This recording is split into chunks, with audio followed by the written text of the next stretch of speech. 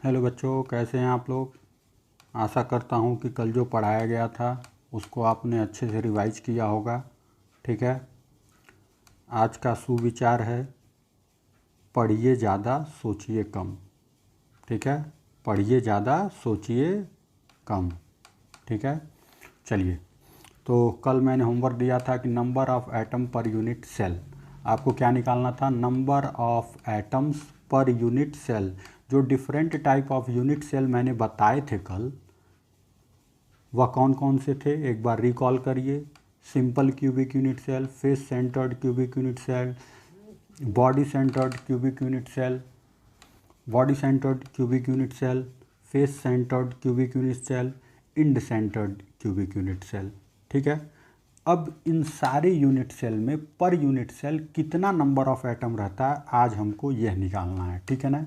तो number of atoms per unit cell, competition में कभी कभी बोर्ड में भी पूछ देता है कि tell me the rank of simple cubic unit cell, मतलब number of atom per unit cell को आप क्या बोलते हैं? Rank of the unit cell. क्या बोला जाता है? Rank of the unit cell.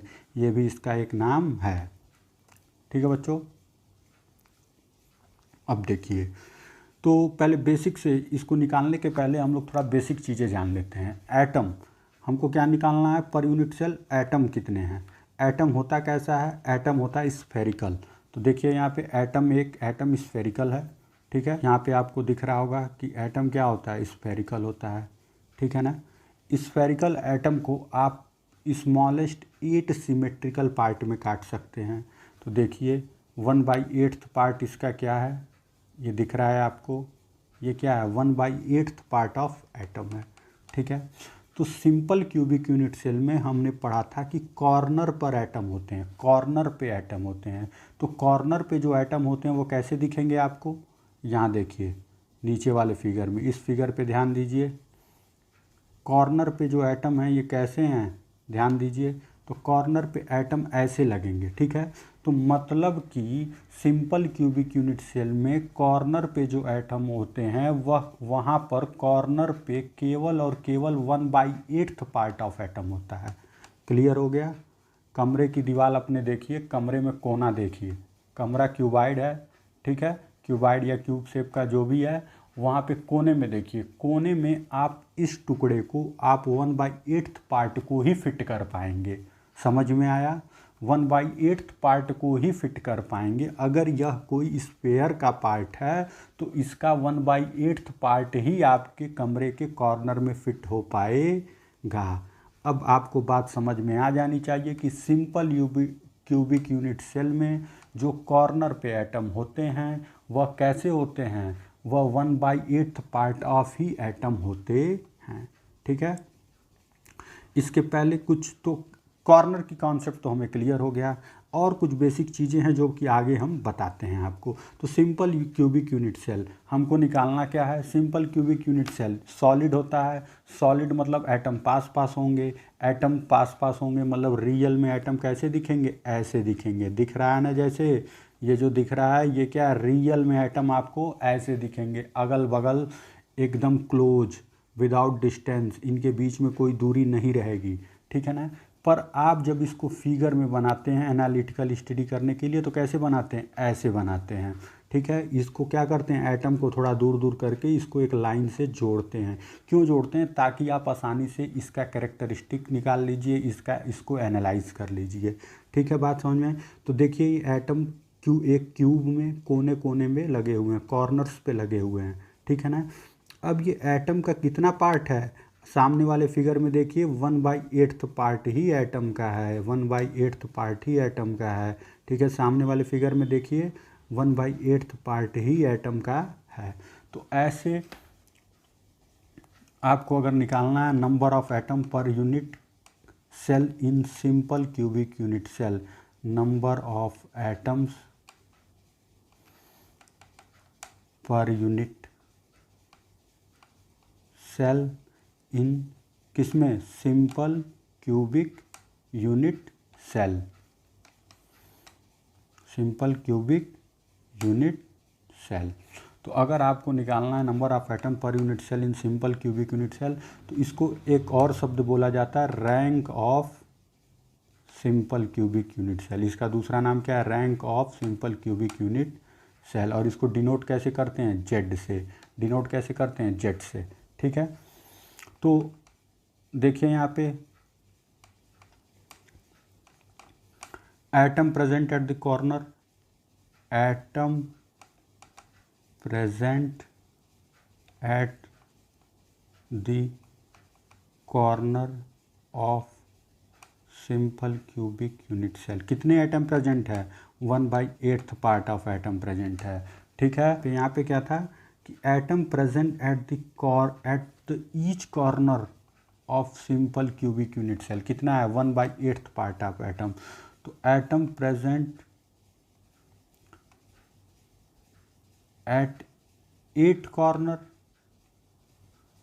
देखिए सिंपल क्यूबिक यूनिट सेल के पास कितने कॉर्नर हैं, केवल उसके कॉर्नर पे एटम प्रेजेंट होते हैं, उसके पास कितने कॉर्नर हैं, 8 कॉर्नर हैं, 8 कॉर्नर हैं। ठीक है, तो 8 कॉर्नर, एक कॉर्नर पे 1/8 है, तो 8 कॉर्नर पे कितने हो गए, 8 इंटू 1/8, 8 इंटू 1/8, तो ये कितना हो गया, 1 के बराबर। Total number of atom present at 8 corner of simple 8 into 1/8 equal to 1। Clear हो गया। तो रैंक कितना आया, N atom per unit cell in simple cubic unit cell, atom per unit cell in simple cubic unit cell, और rank of simple cubic unit cell कितना आ गया, 1 आ गया। ठीक है ना, तो ये बहुत ही आसान है, इसको एक बार फिर से रिकैप करके देख लीजिए। चलिए, इसमें एक और टॉपिक आता है कोऑर्डिनेशन नंबर। कोऑर्डिनेशन नंबर क्या होता है, तो कोऑर्डिनेशन नंबर होता है आपका number of atoms. Coordination number क्या होता है, यहाँ लिख देते हैं,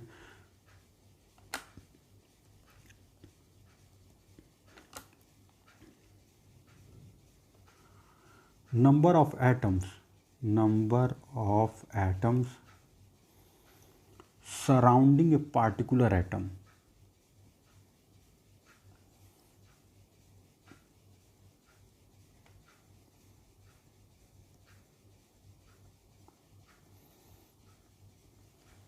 number of atom surrounding a particular atom. Coordination number क्या होता है, नंबर ऑफ एटम्स पर सराउंडिंग ए पार्टिकुलर एटम। तो ये कितने होते हैं, ध्यान दीजिएगा,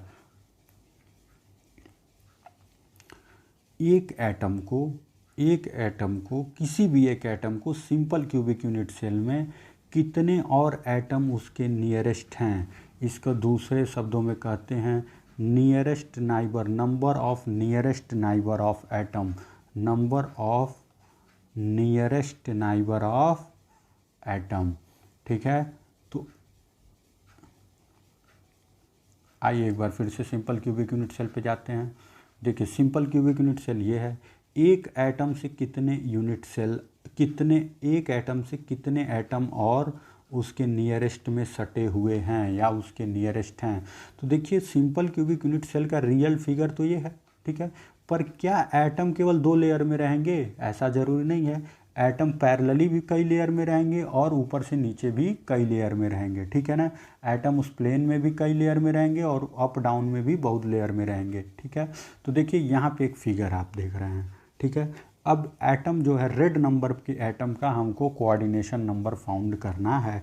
किसी भी एटम का आप फाउंड करेंगे तो आपका कोऑर्डिनेशन नंबर वही आएगा। ठीक है ना, तो चलिए यहाँ पे चूँकि रेड नंबर का हम कोऑर्डिनेशन नंबर फाइंड करते हैं, तो इससे सटे एक एटम ये हो गया, इससे पैरेलली 3D में सोचिए तो ये हो गया सेकंड नंबर, इधर उसके अपोजिट साइड में 3 नंबर, उसके जस्ट अप 4 नंबर, उसके जस्ट राइट साइड 5 नंबर और उसके just down side 6 number.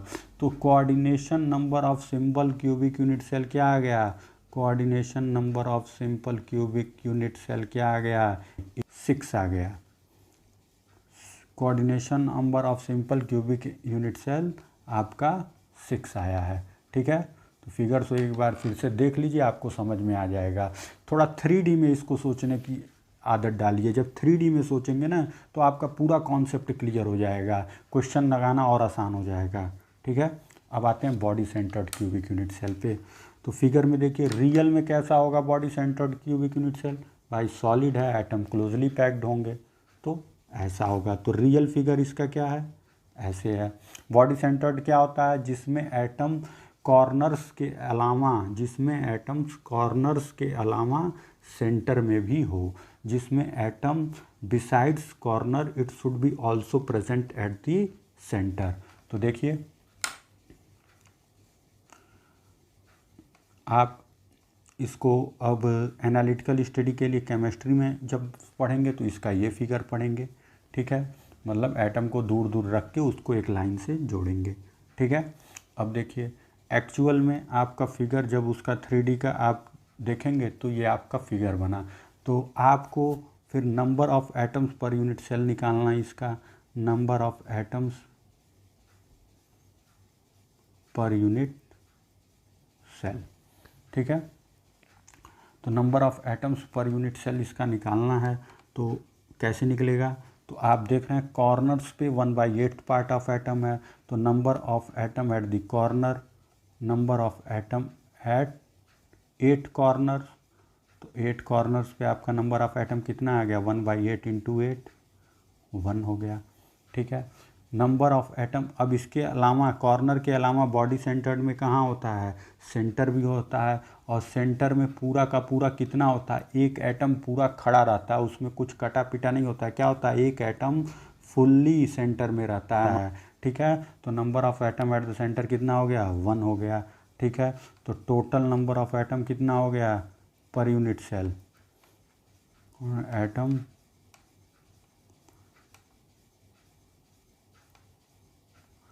Total number of atom per unit cell in BCC कितना हो गया, total number of atom per unit cell in BCC कितना हुआ, 2 हुआ। आ गया बात समझ में।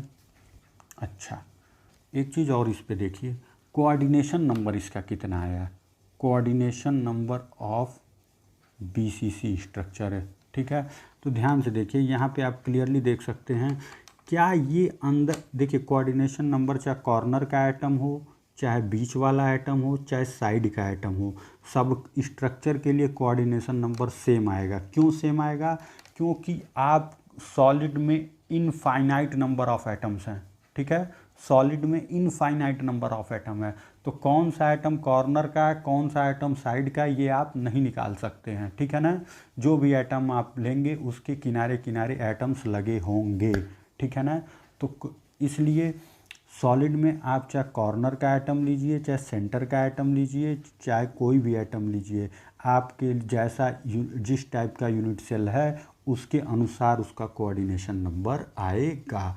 तो यहाँ पे चलिए सेंटर का हम आसानी से निकाल सकते हैं, तो सेंटर का हम निकालते हैं। तो सेंटर पे जो एटम है ये और अपने नियरेस्ट नाइबर कितने एटम से सटा हुआ है, अपने नियरेस्ट नाइबर इसके कितने एटम हैं, तो आप देख सकते हैं यहाँ फिगर में साफ दिख रहा है, एक 1 2 3, फिर उस साइड 4, ऊपर 5 6 7 और ये फिर 8, ठीक है। तो बॉडी सेंटर्ड में कोऑर्डिनेशन नंबर कितना आया, 8। कोऑर्डिनेशन नंबर रटने की कोई ज़रूरत नहीं है। अगर आपको मेरा फिगर याद है, जो फिगर मैं दिखा के जैसे समझा रहा हूँ, अगर आपको याद है तो कोऑर्डिनेशन नंबर रटने की कोई ज़रूरत नहीं है। आप तुरंत रिकॉल करेंगे और आपको कोऑर्डिनेशन नंबर पता चल जाएगा। नंबर ऑफ एटम भी पर यूनिट सेल भी आपको रटने की नहीं ज़रूरत है, आप तुरंत सोचेंगे जैसे मैं समझा रहा हूँ। अगर ये चीज़ें आपको समझ में आ गई, दोबारा सुनिएगा, निश्चित समझ में आएगी, ठीक है। और तो आपको आसानी से ये चीज़ें जो है दिमाग में आपके बैठ जाएगी, ठीक है। अब आते हैं फेस सेंटर्ड यूनिट सेल पे। तो फेस सेंटर्ड यूनिट सेल में क्या खासियत होती है कि कॉर्नर्स के अलावा सारे फेस के सेंटर में भी एक सेल होता है, सारे फेस के सेंटर में भी एटम होता है, ठीक है। तो number of atoms per unit cell in FCC में। अब थोड़ा इसमें एक चीज़ आप देखिए, इसको जानने से पहले एक चीज़ देखिए, कॉर्नर में तो हमको पता है कि 1/8 पार्ट है, कितना है कॉर्नर में, 1/8 पार्ट है। पर जो फेस पे जो एटम है, जो फेस पे एटम है, ये कितना है, ये जो है हाफ पार्ट है, कितना है, हाफ पार्ट। कल के फिगर को कल के लेक्चर में रिकॉल करिए, लास्ट में मैंने जो फिगर दिया था, ठीक है। यहाँ फिर से मैं आपको दिखाता हूँ, ध्यान दीजिए। ये देखिए, ये face centred cubic unit cell है। इसका देखिए, ये हाफ पोर्शन ऊपर की तरफ है और हाफ पोर्शन अंदर की तरफ है।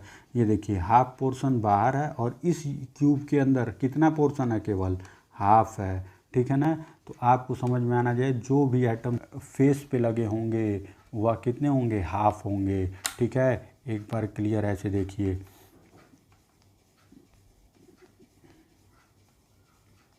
ये एटम था आपका, फेस ये है क्यूब का, ठीक है। तो इधर हाफ और इधर हाफ, क्लियर हो गई बात। तो जो फेस पे एटम हैं वो कितने हैं, हाफ हैं, हाफ पार्ट ऑफ एटम होता है, ठीक है ना। तो अब देखिए टोटल एटम कितने हुए, तो atom at the corner, atom at corner, तो आप पढ़े हैं कि 1/8 पार्ट होता है और कॉर्नर 8, तो कितना हो गया, 1 एटम हो गया, ठीक है। अब total atom at the face, atoms at the face, तो एक फेस पे हाफ पार्ट ऑफ एटम होता है। टोटल फेस कितने हैं, 6 फेस हैं, तो टोटल नंबर ऑफ एटम कितने आ गए, 3। Total number of atom at the face कितने आए, 3, तो ठीक है। तो फिर अब आ जाइए, टोटल नंबर ऑफ एटम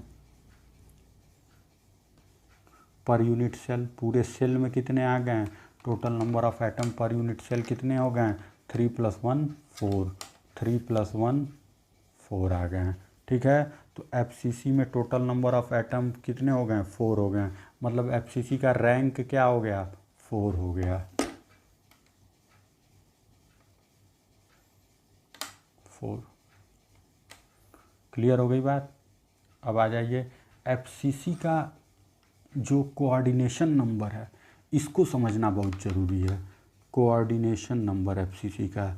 और इसको आप तभी समझ पाएंगे, कोऑर्डिनेशन नंबर ऑफ एफसीसी, इसको आप तभी समझ पाएंगे जब आप उस फिगर को 3D में देखेंगे। इसके लिए मैंने बड़ा आसान सा फिगर एक बनाया है, आइए पहले उसको देखते हैं, ठीक है।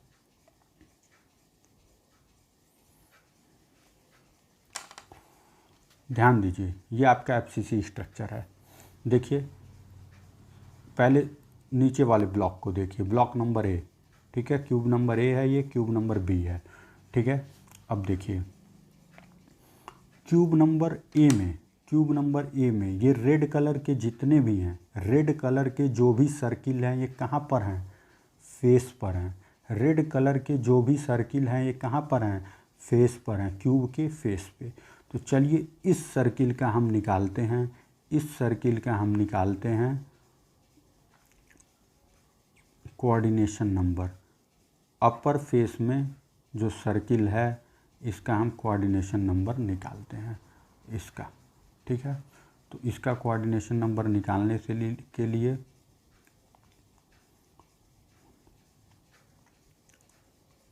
इसका हम कोऑर्डिनेशन नंबर निकालते हैं।